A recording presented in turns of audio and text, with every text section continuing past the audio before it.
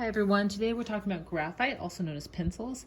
I feel like everyone's familiar with pencils, everyone's comfortable with pencils, which is awesome, but it's also a really challenging material because it's hard to get dark darks. So right now I'm just going to go over the basics on using graphite pencils in artwork, some things to think about, some different types of sketching. So hopefully after this, you'll feel a little bit more confident when you jump into your drawings. All right, so first of all, what do all these different pencils do? Well, we have a value chart. So basically your H pencils are gonna be your hardest, and they're gonna be light value. And that's because the graphite's really hard, so it leaves less on the surface of the paper. Your B pencils, on the other hand, these are going to be softer pencils, so they are going to leave more graphite on the paper, and therefore they're going to be a darker value. All right, so right in the middle is HB. This pencil that is right here, this is a 4H. So it goes all the way up to 8H. I don't know if you can even see that. Yeah, okay. And the 4H is all I have here in the studio. I really don't use a lot of H pencils. That's the hardest and darkest that I could get a 4H to look, okay? A regular H pencil, this is just a H, looks like this. And this is me being pretty aggressive with it, pressing pretty hard. So those are your H pencils. Some people really like those because they like to draw light. We call that high key. So this whole area here is the high key value range, which basically just means light, right? So if you want this cheerful, light, airy drawing, stick with high key range. Your B pencils, on the other hand, are obviously darker. So this is a B. That's me pressing pretty hard. This is 2B.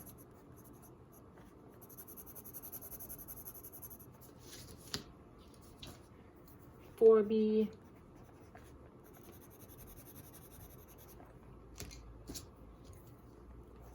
6B,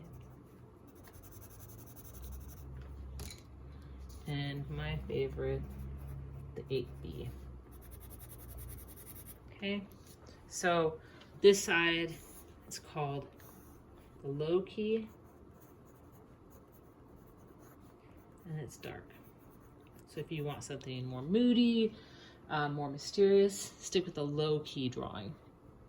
The B pencils are more similar to charcoal. They're gonna be messy. You're probably gonna, if you work with them a lot, you'll get graphite all over your hands, and it's totally safe, but it is messier. Something else I was gonna show you about pencils. So when you're working with graphite, you have all these to choose from, and it helps to get a wide range of values, but you could also think about your erasers as drawing tools, okay? So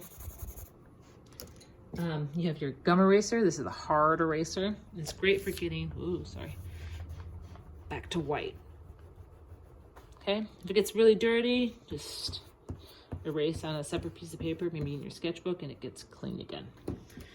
Your other eraser that you have is your kneaded eraser. That's K-N-E-A-D, kneaded, like kneading dough. And it's great for getting wide range of values. So it's really receptive to pressure. So if you press really hard, you could take a lot of the graphite off. If you press lightly, you get a nice, beautiful gradient, right? If this gets really dirty, all you need to do is knead it for a while and it gets clean again.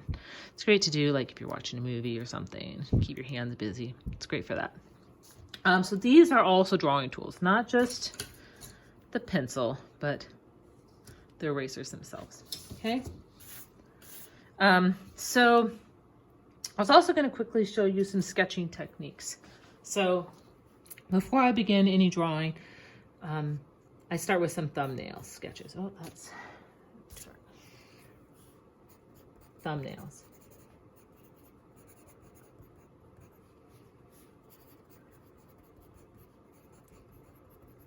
Now these are simply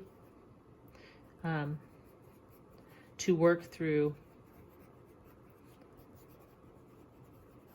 possibilities. Okay, so in compositions. So beforehand in my sketchbook, I might just draw a few rectangles that are the same proportion as the larger piece of paper that I'm going to be drawing on. So a square proportion is not useful unless I'm doing a square piece of art, right? And that's because the first shape in any drawing is the picture plane itself, okay? So the paper shape itself. So when I'm working through a composition, it's not just the placement of objects with that I'm worried about, it's a placement of objects within the picture plane. So in relation to that rectangle. So that's why the square is not really useful, right, in this case, because it's going to set up different kinds of negative shapes for you. So let's see, how about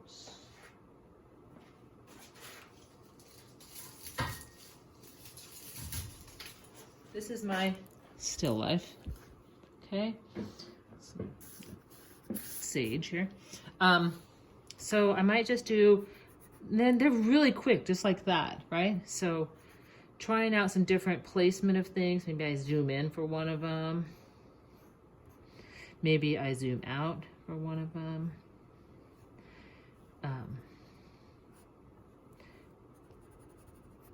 They don't have to have any more detail than that. Maybe I want to change the shape. Maybe I want to do a horizontal composition. Maybe I want to zoom in again. Right? So I always do a few thumbnails before I begin my drawing, just to work out through different possibilities.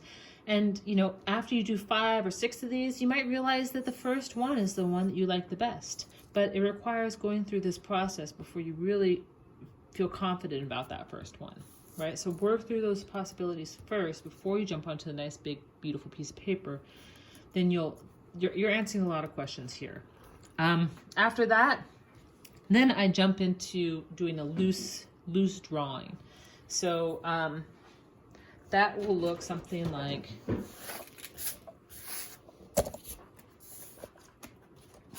this, right? So loose, quick gesture sketch. So there's lots of working lines, meaning there's lots of lines here.